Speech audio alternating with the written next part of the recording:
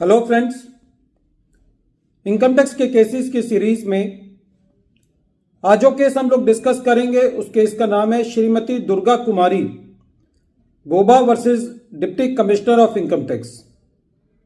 ये case 457 ITR page number 118 पर report हुआ।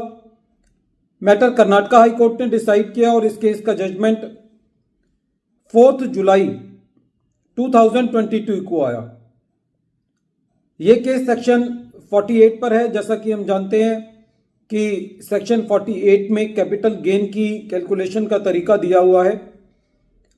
जो सेल कंसीडरेशन रिसीव होती है उसमें से एसएससी को cost of acquisition, cost of improvement minus करना होता है और जो एसएससी ने को सेल प्राइस रिसीव हुआ है उसमें से उस सेल को एग्जीक्यूट करने के लिए जो सेल के एक्सपेंसेस होते हैं, उदाहरण के तौर पर यदि कोई एसएससी ने कमीशन पे किया है या कोई और ऐसा खर्चा जो कि उस खर्चे के बिना वो सेल नहीं हो सकती थी, तो उसको मोटे तौर पे सेल कंसीडरेशन में से माइनस किया जा सकता है।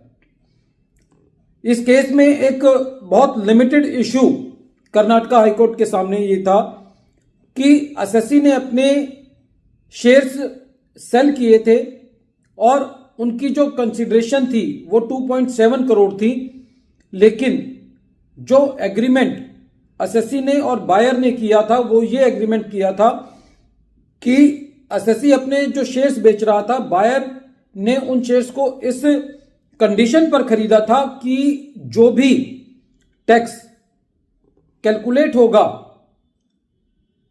वो टैक्स जो है वो एसएससी बियर करेगा।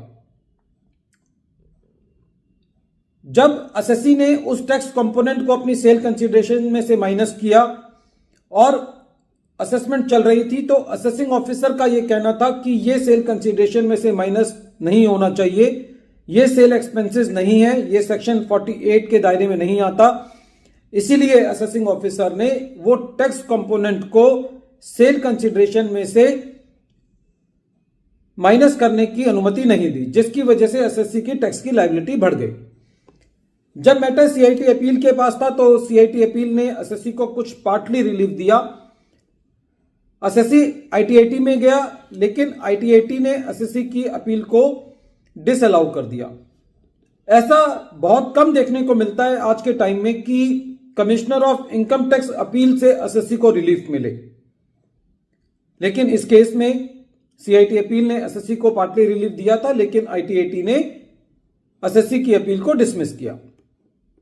जब यह मैटर कर्नाटक हाईकोर्ट में गया तो कर्नाटक हाईकोर्ट का यह कहना था कि इस केस के अंदर जो सेल एग्रीमेंट है उसकी क्लॉज 7 के मुताबिक जो भी टैक्स लायबिलिटी बायर की बनती है वो लायबिलिटी सेलर को मीट आउट करनी है, उसको पे करना है। इसीलिए यह कहा जा सकता है कि एसएससी को जो सेल कंसीडरेशन एक्चुअल में मिली वो sale consideration minus tax component है।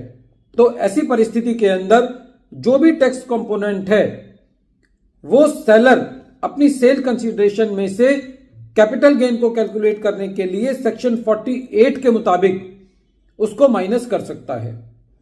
फ्रेंड्स, ऐसा एट द फेस यदि हम देखें तो ऐसा लगता है कि ये एक बायर और सेलर के बीच में एक एग्रीमेंट है कि बायर का टैक्स जो है वो सेलर पे कर रहा है, ये एप्लीकेशन ऑफ इनकम तो नहीं है। लेकिन यदि मोटे तौर पे देखा जाए तो ये अमाउंट जो है वो चार्ज ऑन द इनकम है, चार्ज ऑन द प्रॉफिट है, क्योंकि जब तक एसएससी इस टैक्स कंपोनेंट को बियर नहीं करता, जब तक वो सेल ट्रांजैक्शन सिरे नहीं चढ़ती, वो अपने शेयर्स को नहीं बेच सकता।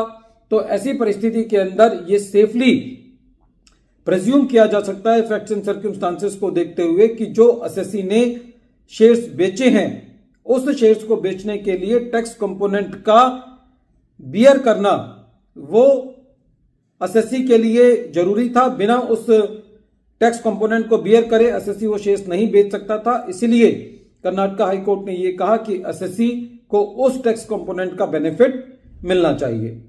वीडियो के अंत में एक बार फिर मैं केस का नाम रिपीट कर रहा हूं। केस का नाम है Shrimati Durga Kumari Boba versus deputy commissioner of income tax. और ये केस 457 ITR पेज नंबर 118 पर रिपोर्ट हुआ। मैटर कर्नाटका हाई कोर्ट ने डिसाइड किया और इस केस का जजमेंट 4 जुलाई 2022 को आया। Thank you friends.